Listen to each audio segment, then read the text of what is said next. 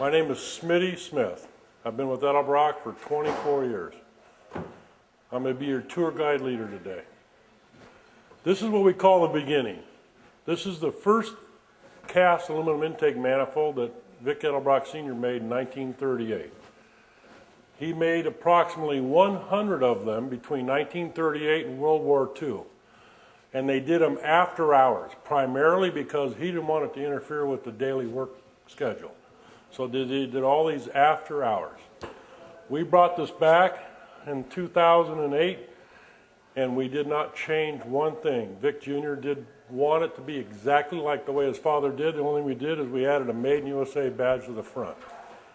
So it's still a slingshot because it looks like one. Show you some other things we got going on. Superchargers here.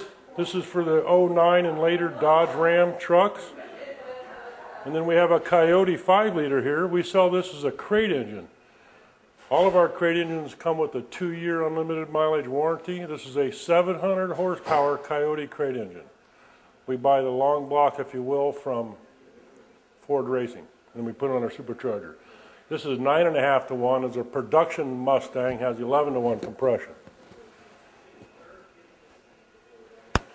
And we also showed some of the old school here. We still make a lot of flathead parts, manifolds, the Edelbrock 94 we make right here in Torrance, cylinder heads. We were considering coming out with a flathead crate engine. So we can get everything brand new except for the oil pan. So that's on temporary hold at the moment. So we'll show you some more historical pictures here on the walls. This is Vic Sr. up at the Dry Lakes. He bought this 32 Ford in 1938. It was basically the Edelbrock first R&D test vehicle. So you'll see a lot of historical pictures on the walls as we walk through here. There's Vic Sr. on the Dry Lakes, El Mirage, where Edwards Air Force Base is today.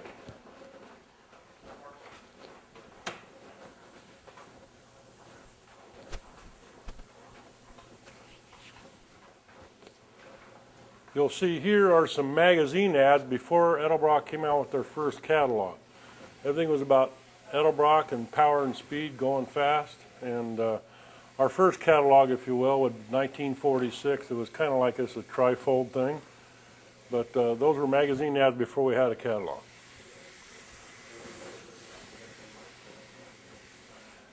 In 1946, he got his Curtis Craft Midget. Little Curtis Craft Midget powered by a little V860, and the V860 was running on nitromethane.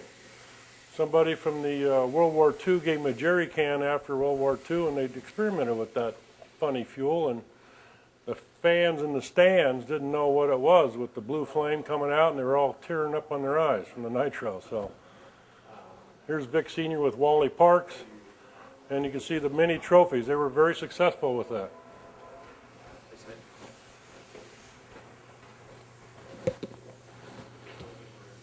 Okay, here's some more pictures of Vic built this self-purpose-built shop in 1949. It was 5,000 square feet. It had, as you can see, manufacturing facilities, engine dynos. They maintained a lot of the midget engines. A lot of those guys back in the day ran Edelbrock for power. Next here we have, this is from the cover of Hot Rod magazine in 1958. Vic Sr. was the first performance aftermarket company to achieve 1 horsepower per cubic inch. He made 284 from a 283 with 6 carburetors. And you'll just see some more notable people. Astronauts, Grissom, and you'll see Zoris, Arcus Duntoff, Mr. Corvette. You'll see Vic and Nancy when they used to work the races in the pits on their little scooter. Craig Breedlove at Bonneville. Here you'll see our Edelbrock first engine dyno, 1948. It was a Clayton engine dyno capable of 200 horsepower. Here's Vic Jr. working on an old Y-block Mercury engine on the dyno. Now we'll go to the dyno room. Over here we have Robert Jung, who's our engine builder. Morning, Robert. Hello. How are you doing? Good, good. Robert builds and maintains all of our dyno engines and builds engines that are new for development. Like we just got done testing the 6-cylinder 4.0 Jeep cylinder head we came out with at SEMA. We have 3 dyno cells here. This one right here on the left, in test cell number 1, is a brand new Superflow PowerMark engine dyno. We've only had that a couple months. And then cell 2 and cell 3 are SF902s. We're always testing and developing everything we make. That's part of the pleasure of, you can see that 6-cylinder Jeep head right in there.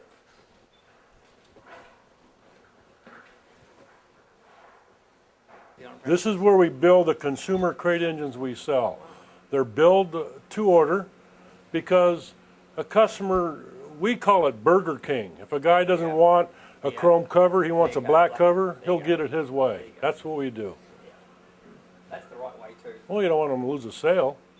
You want to make them happy. You want it with, we had a guy that requested we paint the engine orange. No problem. You want a Chevy orange, we'll paint a Chevy orange.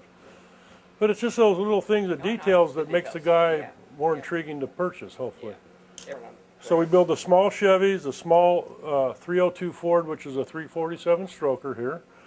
We do the LS crate motors, the Coyote crate motors. And this is where we do the consumer stuff, and we sell them and assemble them. Pretty cool. Yeah. These are just dyno mules. This is part of R&D. You name a domestic V8, I'm sure we have it here, from a 409 to a Hemi, to a 440, to an Oldsmobile, Buick, Pontiac. We've got just about one of everything here.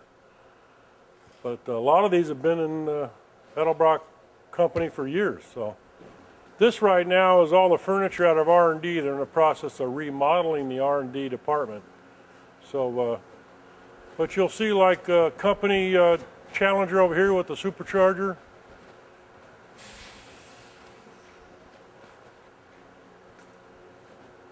That's a 6.1, makes 566 horsepower, 50 states, California emissions legal. Mark's doing some service on it. This is a brand new Wrangler. Our Superchargers are going to bolt on 80 to 100 horsepower for the 3.6 V6, and this will be for 2012 and later.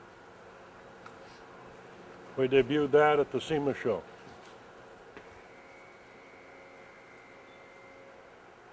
So just more R&D stuff. I mean, that Chevy truck has a Supercharger. The 72 Chevelle wagon was a hot rod power tour vehicle. Just making more boost, making more power. Here comes the man. Oh, he's the man. Hi, Vic. Out of everything. There we go. There you go. Thank you, Vic. Okay. Appreciate it. So this is the beginning of our manufacturing facility in these next 3 buildings. This main building we're in right now is primarily for intake manifolds for the most part, with some accessories like the sandcast valve covers that we still make here in the USA. But primarily this is intake manifolds. You can see all the wire baskets. They all have raw castings waiting to get machined. We send our own 18-wheelers down to our 2 foundries in San Jacinto, depending on the work week, anywhere from 3 to 5 times a week. Here we are in our second manufacturing building. This building is primarily cylinder heads for the majority. Obviously over here you got pallet racking machines, which do all the throttle bodies, water pumps, and manifold runners for superchargers. But you can see way in the back you got a bunch of wire baskets. Again, those are raw castings waiting to get machined. A lot of Mori-Seikis and Haas machines here. You can see these Makinos right here on the right side. Those do supercharger cases. Then further in the back, you can see we have the pallet racking system where 3 Makinos are tied together on a conveyor trolley system.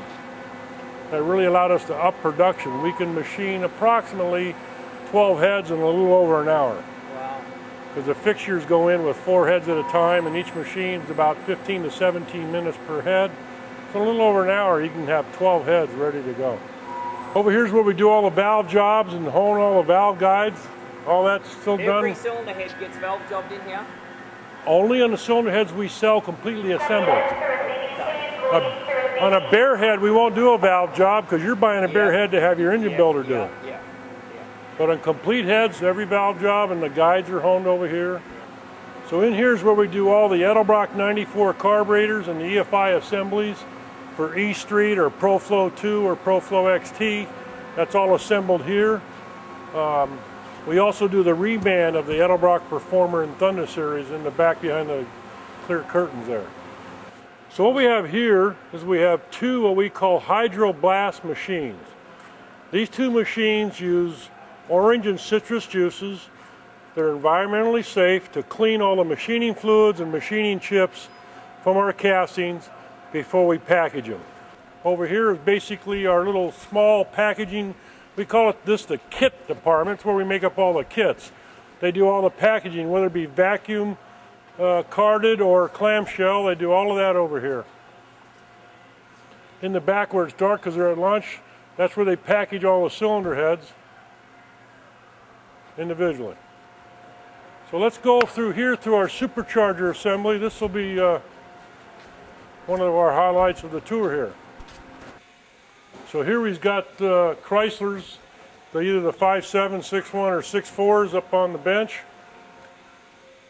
Each man in a good day could do 7 or 8 complete superchargers in one day. There's typically 2 guys working at this station. Now all these supercharger front drive snouts and cases you see over here, we inspect every one after it's machined in QC before we bring it over here. Because we buy the Eaton Gen 6 rotors, the TVS 2300 rotors, we have to measure the ID of every supercharger case because we buy the rotor and bolt them in. So we have to ID check every case, every front drive snout. It just makes a better quality product as well. Over here they do assembly, production assemblies, where they have automated tools that they can put all the bolts in. Every supercharger gets its own pallet box. I mean, that's how big it is when we ship them to the warehouse, obviously to the account or to the consumer. Supercharger kits on a pallet box by itself. So all this back here are what make up a complete kit, individual components. It could be the belt to a T-map harness to a lifter valley cover or an idler bracket, which we cast and machine ourselves. Our kits are the most complete kits by the aftermarket. We'll show you some more of our vigorous testing. There's none at the moment, but every supercharger gets run 15 minutes before it gets packaged. Every one. Kind of breaks in the rotor group. Yep. Right here is where we do all the assemblies of all the valve seats and the valve guides that go in every cylinder head are done here. They'll heat the head in the oven, 400 degrees. The seats they'll put in liquid nitrogen to shrink it. They pound them in by hand. We only use a manganese bronze valve guide in all of our cylinder heads. But this is labor intensive. These are CMM, coordinate measuring machines. See, like a normal production stuff, like there's a Honda 4-cylinder manifold on that table. They'll check the beginning, the middle, and the end of the run to make sure the machining process is consistent. Then on the other side over here is where we inspect all of the supercharger cases and front drive snouts. Every one gets inspected. See, these gray ones, these are the new LT1s for Corvettes. You can tell by I can tell right by looking at them. So those are new Corvette superchargers. Because we're QS 9001 compliant, it makes us make a better product. What we're doing here is we just got back from the SEMA show in Las Vegas. We're turning the products around in a whole bunch. Where this is more performance. This is going to be our PRI display at Indianapolis, Indiana. on December 10th, 11th, 12th. We want to be packed and loaded on November 26th before Thanksgiving weekend, because you know it takes a week to drive cross country. This is where we do all the mock-up board by board. They hang them up, it gets approved, they take pictures, and when we get there, we hammer it out. This is our advertising department. This is where we create all the paper and digital and video stuff that Edelbrock does here. Michelle's been working on signs for SEMA and PRI. Hello. Steve over here does all the audio visual on our monitors that run at the shows. Don't forget we do magazine ads. You know, we're in about 20 different magazine ads monthly, like Hot Rod and Street Rodder and so forth. So Dave over here, he does all of the photography, all the catalogs and brochures that you see with images of our product. Dave takes them upstairs. We have our own photo lab upstairs. So then they put them in a computer and try to clean up all the edges and so forth.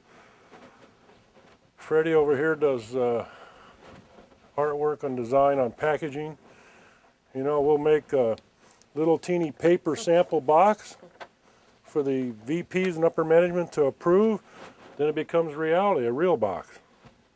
But there's a process to all this. It just doesn't come easy. Again, a committee and everybody decides what is best for the company.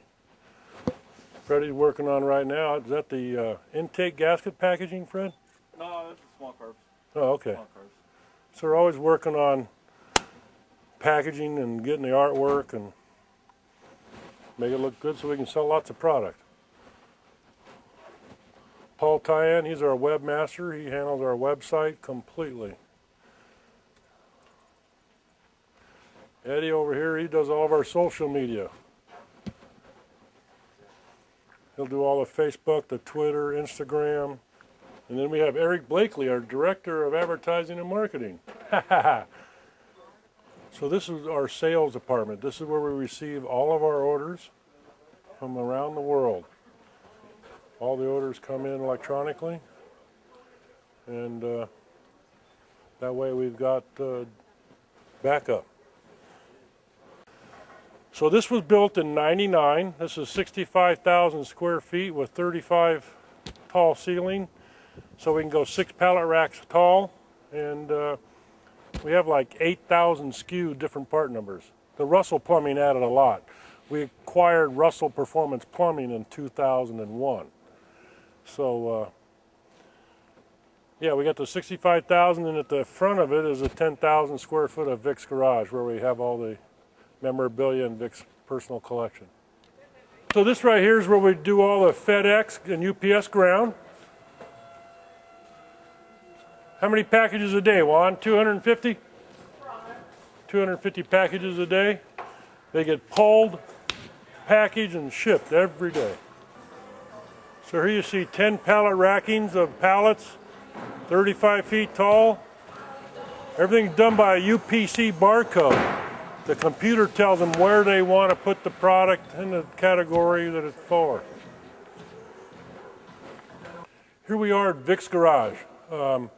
This is a 10,000 square foot room or building. It houses all of Vic's personal collection, which were his daily drivers, and some of them were R&D vehicles and test vehicles, and you know, from his father's original 32 Ford, which is right here. That is the original one his father purchased in 1938.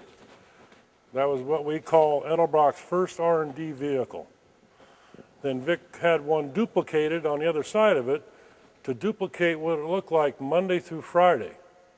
Vic would drive this up to the dry lakes, take the fenders and running boards and top off, race it. At the end of the day, put it back together and drive it back to LA. Well, thank you for coming. This will complete our tour at our corporate facilities and headquarters in Torrance, California.